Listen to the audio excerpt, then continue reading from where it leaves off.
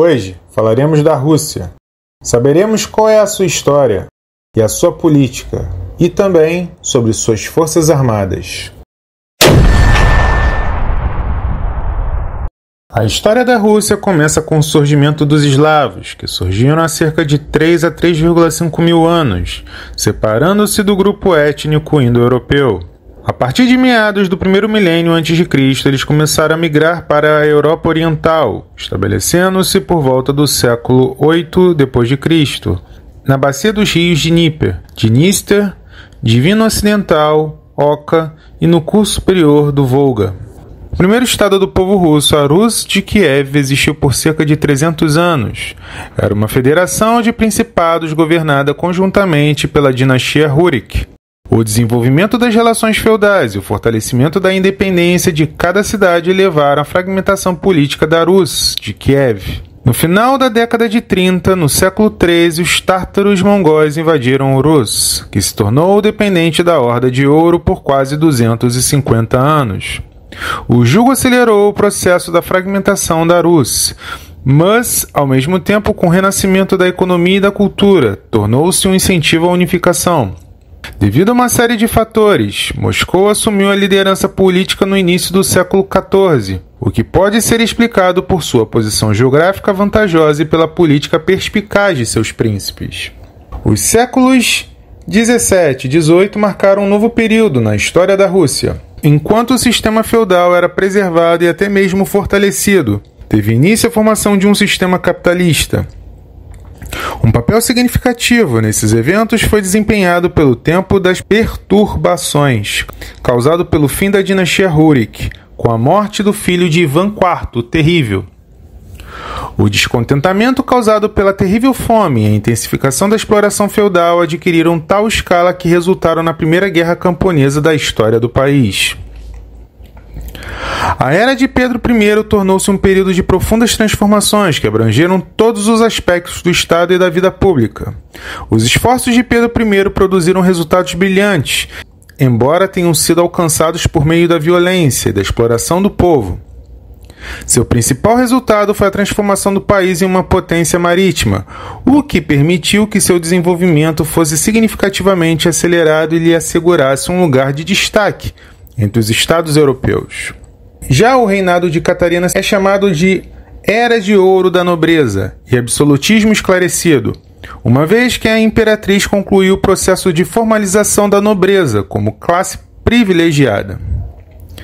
A situação dos camponeses piorou significativamente. A servidão adquiriu características de escravidão. O crescimento das contradições sociais resultou na Guerra Camponesa de E.I. Pugachev. Todavia, sua derrota levou à expansão da dependência feudal. Tudo isso indicava uma crise em amadurecimento do sistema feudal, que se agravou no século XIX. No início de 1812, a maior parte da Europa dependia da França, Rússia e Grã-Bretanha. Eram os únicos países que representavam uma ameaça aos planos de Napoleão.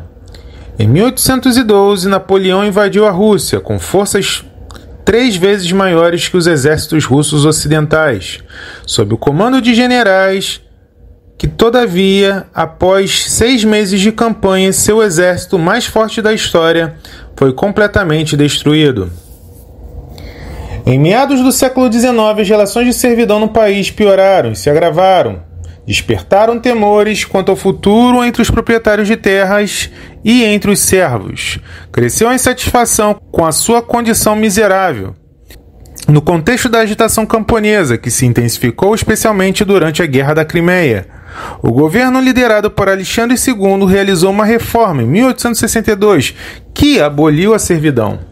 Nos anos que antecederam a Primeira Guerra Mundial, a política externa da Rússia foi determinada por uma linha de aproximação com a Grã-Bretanha, garantida pelo Acordo de 1907 sobre a divisão das esferas de influência no Irã e na Ásia Central. Esse acordo levou à formação definitiva da Entente, a Entente Cordial, uma aliança político-militar entre Inglaterra, França e Rússia, e a participação da Rússia na Primeira Guerra Mundial. A crise política interna que resultou na Revolução de Fevereiro de 1917 levou à retirada da Rússia da guerra. A Revolução destruiu o antigo sistema estatal e criou uma nova situação política. O poder na Rússia foi tomado pelo Partido Bolchevique, sob a liderança de Vladimir Lenin, e os sovietes de deputados operários. Soldados e camponeses foram proclamados o órgão supremo do poder. Em 30 de dezembro de 1922 foi formada a União das Repúblicas Socialistas Soviéticas. Após a morte de Lenin, as lutas políticas internas se intensificaram e Joseph Stalin assumiu o poder, estabelecendo uma ditadura e eliminando todos os seus rivais políticos. Em 1939, a Rússia assinou um pacto de não agressão com a Alemanha. Todavia, em 22 de junho de 1941, a Alemanha Nacional Socialista atacou a União Soviética, violando os termos do pacto. A Grande Guerra Patriótica teve início. Durante as batalhas de Stalingrado e Kursk, as tropas soviéticas partiram para a ofensiva e derrotaram o exército alemão, encerrando vitoriosamente a guerra em maio de 1945 com a captura de Berlim. Em 1953, com a morte de Joseph Stalin, seguiu-se uma certa liberalização da política do país e a reabilitação de diversas vítimas do terror stalinista. O degelo de Khrushchev teve início. O primeiro secretário do Comitê Central da PCUS, Nikita Khrushchev, desmascarou o culto à personalidade de Stalin, implementando uma série de reformas democráticas e a reabilitação em massa de presos políticos. Após a remoção de Khrushchev do poder, iniciou-se a chamada Era da Estagnação, um período marcado pela ausência de grandes convulsões na vida política do país, bem como pela estabilidade social e por um padrão de vida relativamente elevado. Em 1985, Gorbachev anunciou a perestroika, no caso, um conjunto de reformas políticas e econômicas. E no início da década de 1990, a perestroika levou ao colapso da União Soviética. E em 12 de dezembro de 1993, a Constituição da Federação Russa foi adotada em referendo, declarando a Rússia um Estado federal democrático como uma forma republicana de governo e um presidente à frente. Em relação à política de Constituição da Rússia, o presidente da Federação Russa determina as principais direções da política interna do Estado. O presidente dirige-se à Assembleia Federal com mensagens anuais sobre a situação do país e sobre as principais direções da política interna do Estado. Para auxiliar o presidente na condução da política interna, foi criado o Conselho de Estado, sob o chefe de Estado, uma instituição que desempenha funções consultivas. Em 9 de novembro de 2022, o presidente russo, Vladimir Putin, aprovou os fundamentos da política estatal para a preservação e fortalecimento dos valores espirituais e morais tradicionais russos. Conforme observado no decreto, os valores tradicionais são diretrizes morais que moldam a visão do mundo dos cidadãos russos, transmitidas de geração em geração, e que formam a base da identidade civil de toda a Rússia e do espaço cultural unificado do país. Estes incluem vida, dignidade, direitos humanos e liberdades, patriotismo, cidadania, serviço à pátria, responsabilidade pelo seu destino, elevados ideais morais, uma família forte, trabalho criativo, a prioridade do espiritual sobre o material, humanismo, misericórdia, justiça, coletivismo, assistência mútua e respeito mútuo, memória histórica e continuidade de gerações, a unidade dos povos da Rússia. O documento afirma que a ameaça dos valores espirituais e morais tradicionais russos é representada por atividades de organizações extremistas e terroristas, certos meios de comunicação e meios de comunicação, ações dos Estados Unidos e de outros estados estrangeiros hostis, uma série de corporações transnacionais e organizações estrangeiras sem fins lucrativos, bem como as atividades de certas organizações e indivíduos no território da Rússia. Em novembro de 2023, por decreto de Vladimir Putin, foi criado o Centro Nacional de Memória Histórica, sob a presidência da Federação Russa. De acordo com o documento, o objetivo do centro é preservar e proteger os valores espirituais e morais tradicionais russos, a cultura e a memória histórica, bem como implementar projetos e iniciativas socialmente significativos.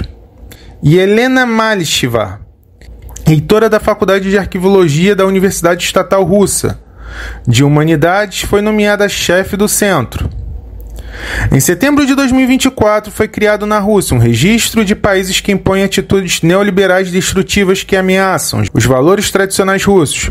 Essa lista incluía todos os países da União Europeia, com exceção da Hungria e da Eslováquia, bem como os Estados Unidos, Canadá, Austrália, Nova Zelândia, Taiwan, Japão e Coreia do Sul.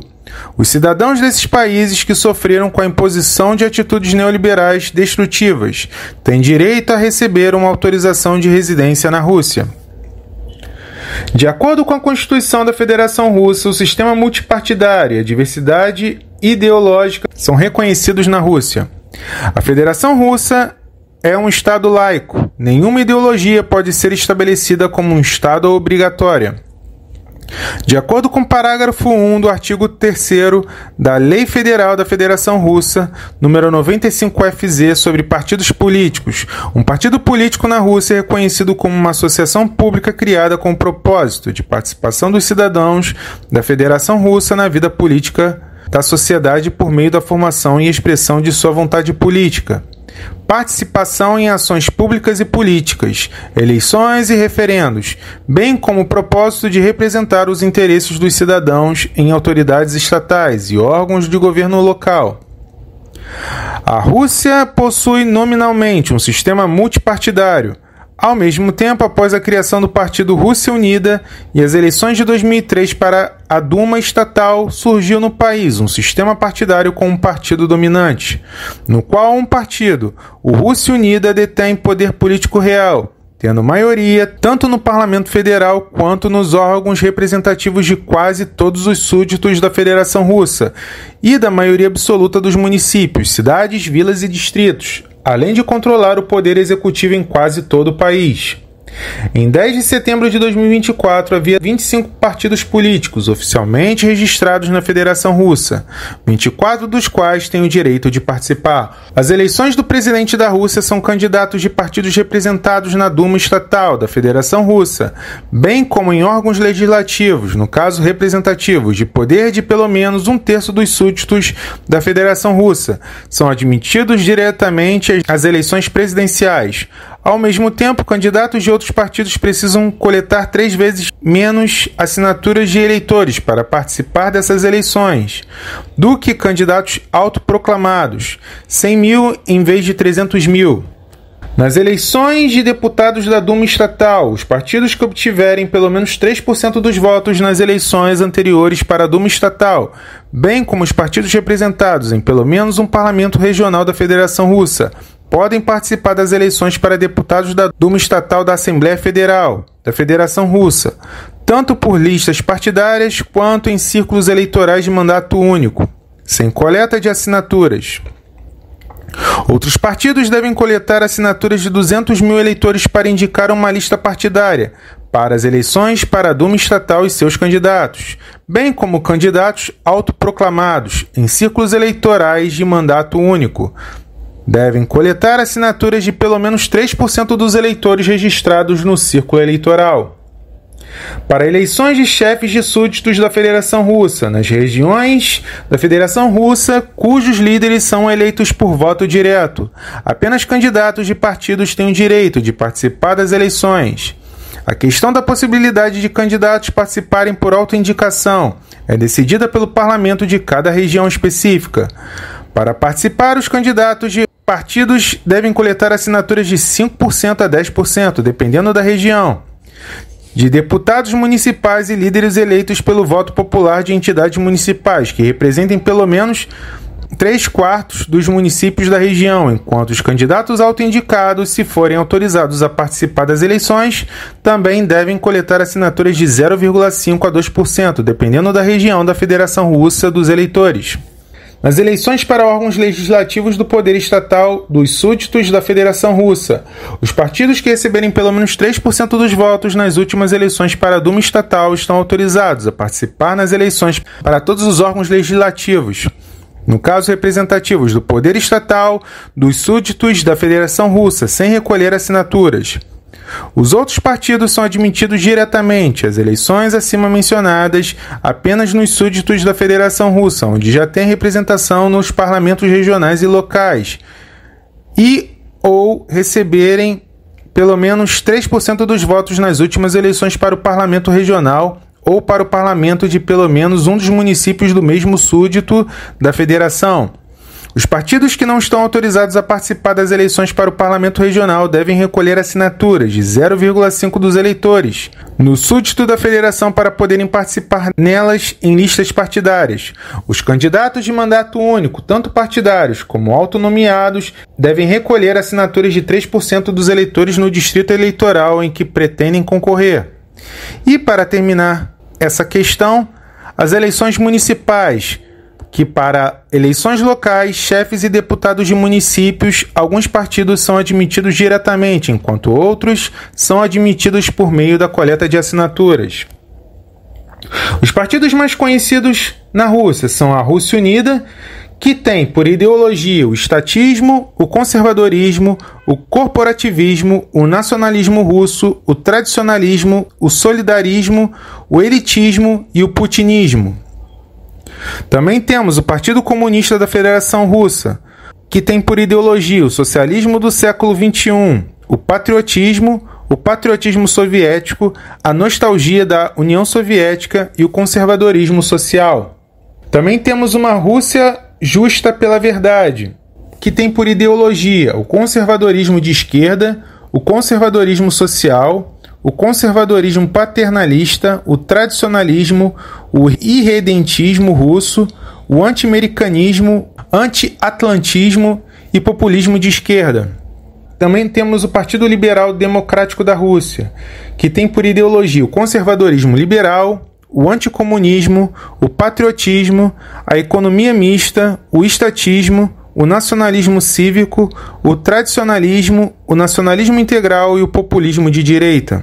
E também tem o Partido Novas Pessoas, que tem por ideologia a centro-direita, o regionalismo e o liberalismo.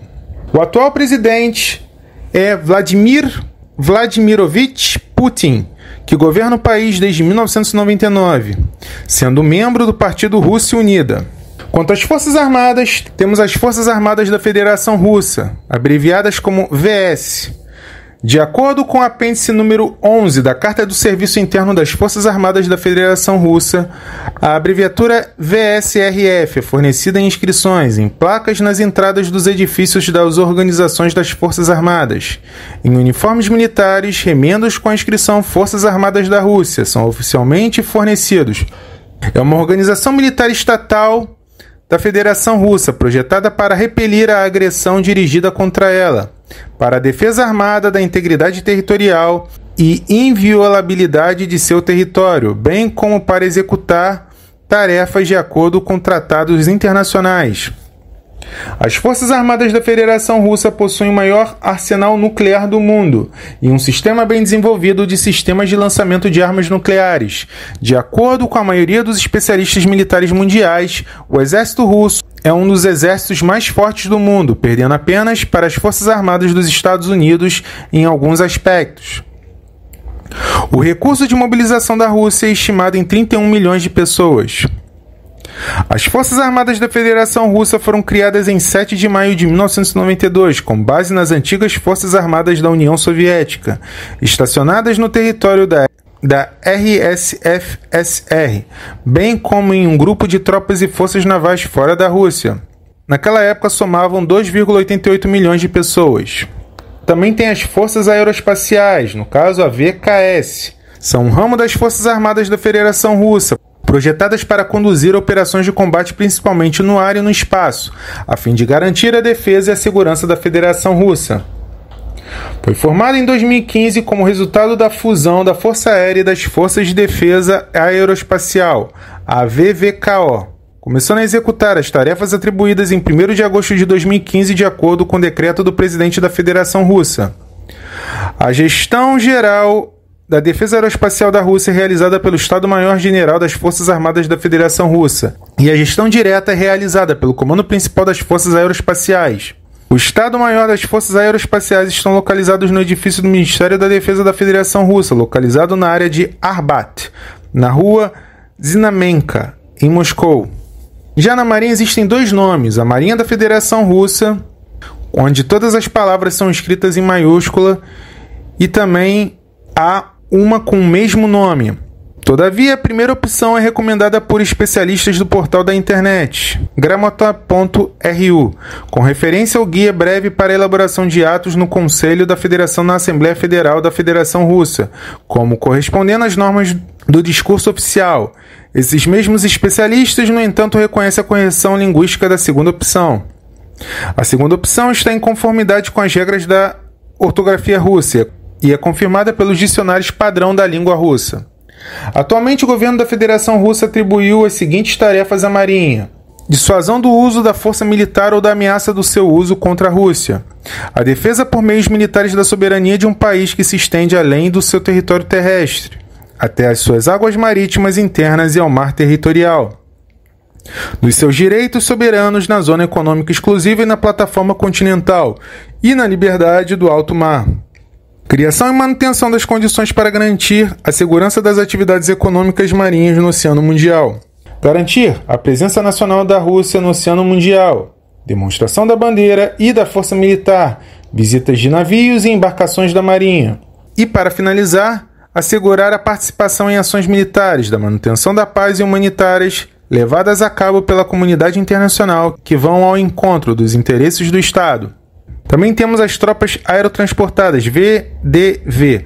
São um ramo separado das Forças Armadas da Federação Russa, projetadas para cercar o inimigo por via aérea e executar tarefas em sua retaguarda para interromper o comando das tropas, capturar e destruir elementos terrestres de armas de precisão, interromper o avanço e implantação de reservas, interromper o trabalho da retaguarda das comunicações, bem como cobrir direções individuais, aéreas, áreas, flancos abertos, bloquear e destruir forças de assalto aerotransportadas terrestres, grupos inimigos que tenham invadido, e executar outras tarefas. As tropas aerotransportadas são a reserva do comandante supremo das Forças Armadas. As tropas são subordinadas ao comandante das Forças Aerotransportadas e são compostas por órgãos de comando militar, formações, unidades e instituições. E para finalizar, nessa questão, as Forças de Operações Especiais, a SOF, que são uma formação estrutural das Forças Armadas da Federação Russa, cuja formação começou em 2009, durante uma reforma em larga escala das Forças Armadas da Federação Russa. As Forças de Operações Especiais das Forças Armadas da Rússia são um grupo de forças do Exército altamente móvel, especialmente treinado, tecnicamente equipado e bem equipado, do Ministério da Defesa da Federação Russa, destinado a executar tarefas especiais para proteger os interesses da Rússia, se necessário usando força militar, tanto dentro do país quanto no exterior, tanto em tempos de paz quanto em tempos de guerra, estando em constante e alta prontidão para uso imediato. A conclusão que chegamos é que a Rússia passou por vários processos em relação à sua história, e de fato tornou-se uma nação soberana, como é mencionada nos dias atuais. No próximo episódio falaremos do Brasil. Se você não se inscreveu, a hora é agora. Se desejar, dê um like para ajudar a chegar em outras pessoas. E se desejar, também comente. Um grande abraço e até a próxima.